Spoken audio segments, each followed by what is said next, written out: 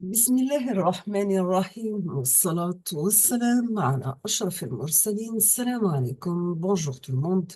Aujourd'hui, on va voir ensemble le chapitre numéro 1, la partie aléatoire. Et on va commencer par les variables aléatoires. Et avant d'entamer les variables aléatoires, il faut faire un petit rappel sur les probabilités. On va commencer par un espace probabilisé. C'est quoi une expérience aléatoire? Une expérience aléatoire, tout simplement, c'est une expérience qui est répétée plusieurs fois de façon identique, conduit à des résultats imprévisibles. Exemple, le lancer d'un dé ou bien d'une pièce de monnaie. Deuxièmement, on va définir c'est quoi l'événement. L'événement, c'est donc fait qui peut être réalisé ou non lors d'une expérience aléatoire. C'est quoi l'épreuve? L'épreuve désigne une réalisation possible de l'expérience aléatoire. Maintenant, c'est quoi un ensemble des épreuves? Donc, c'est un ensemble des résultats possibles d'une expérience aléatoire qu'on dénote oméga. Par exemple, le lancer d'un dé, vous avez oméga égale 1, 2, 3, 4, 5 et 6. Maintenant, on passe à la définition axiomatique des probabilités. On définit tribu un ensemble A de parties de oméga qui vérifie que oméga et phi soit dans A. Si vous avez A appartient à l'ensemble A, dans ce cas A bar aussi appartient à A.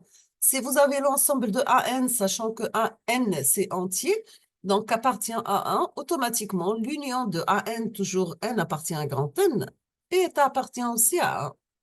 Si vous avez oméga égale à R, la plus petite tribu engendrée à partir de tous les intervalles de la forme de moins l'infini x, ou bien de la forme A et B, est appelée le tribut de Borel.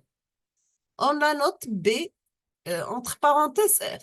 Et ces éléments sont appelés les boréliens. La définition se généralise au cas oméga égale R d'ordre n. Les éléments de A sont appelés événements ou bien ensemble mesurable ou bien le couple oméga A et des espaces mesurables.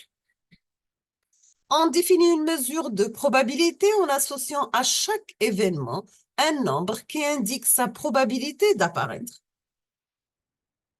C'est quoi une mesure de probabilité ou bien une application de tribut des événements dans un intervalle 0,1? Il faut qu'il vérifie les conditions suivantes. Vous avez la probabilité de oméga égale à 1, la P de phi égale à 0. Et quel que soit A appartient à l'ensemble A, P de A toujours doit être supérieur ou égal à 0.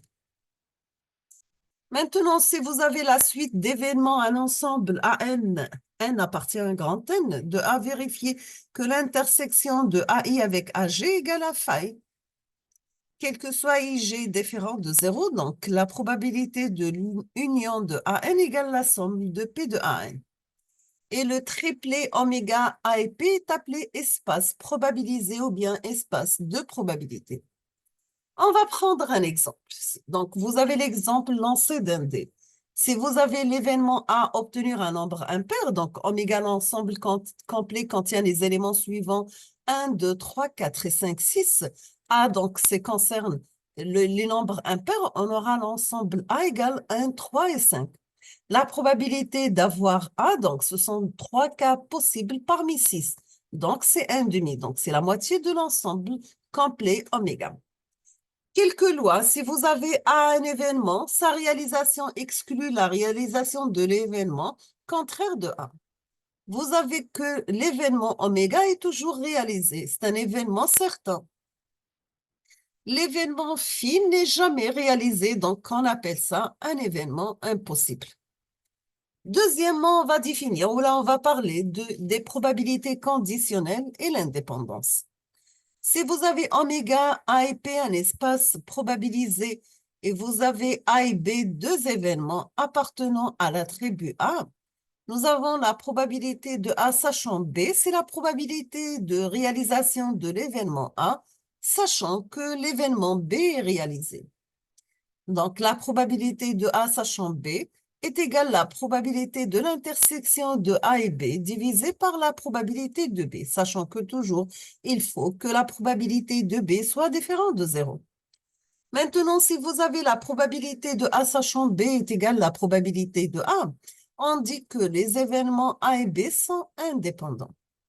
Donc, vous avez A et B indépendants, ce qui implique que la probabilité de A sachant B est égale à la probabilité de A inter B divisé par la probabilité de B. Donc, est égale à la probabilité de A. Et on arrive que la probabilité de l'intersection de A et B égale tout simplement la probabilité de A multipliée par la probabilité de B. Maintenant, si vous avez deux événements A et B sont indépendants, sont aussi et seulement si la probabilité de l'intersection égale au produit de probabilité de A par la probabilité de B. Maintenant, si vous avez A inter B égale à phi, dans ce cas, la probabilité de A sachant B égale à 0. Si vous avez B inclus dans A, dans ce cas, la probabilité de A sachant B égale à 1. On va prendre un exemple. Si vous avez A l'événement, obtenir un nombre pair dans l'expérience de lancer de dés, A égale, donc A l'ensemble égale 2, 4, 6, B égale 2.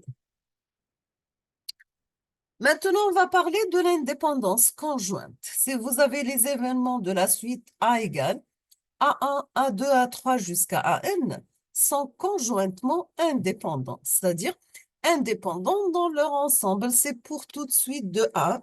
Nous avons que la probabilité de B de K1 inter BK2 inter BKP égale au produit des probabilités par BK1 par BK2 par BKP.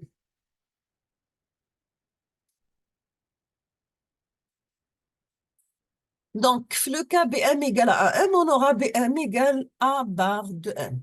Maintenant, c'est les événements de la suite A1, A2, A3, AN sont indépendants dans leur ensemble. Dans ce cas, ils sont indépendants de A2 et la réciproque est fausse. On parle maintenant de formule des probabilités totales. Si vous avez B un événement appartient à A, pour toute partition finie ou bien dénombrable de l'événement AK de oméga, nous avons la probabilité de B égale la probabilité de B inter oméga. Donc, c'est une somme sur K de la probabilité de B inter AK est égale à la somme sur K de la probabilité de B sachant AK par la probabilité de AK. Donc, on appelle ça, c'est la formule des probabilités totales. On va parler maintenant de la formule de Bayes.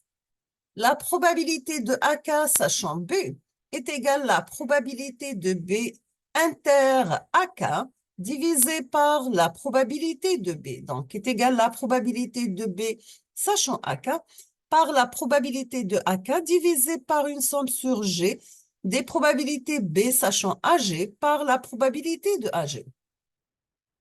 On va s'arrêter ici aujourd'hui. On termine la suite et on va entamer dans la prochaine vidéo, Inch'Allah, les variables aléatoires. Donc, on a terminé avec les probabilités. Je vous remercie infiniment pour votre attention. Comme toujours, n'hésitez pas si vous avez des questions. Et à la prochaine vidéo. Merci beaucoup.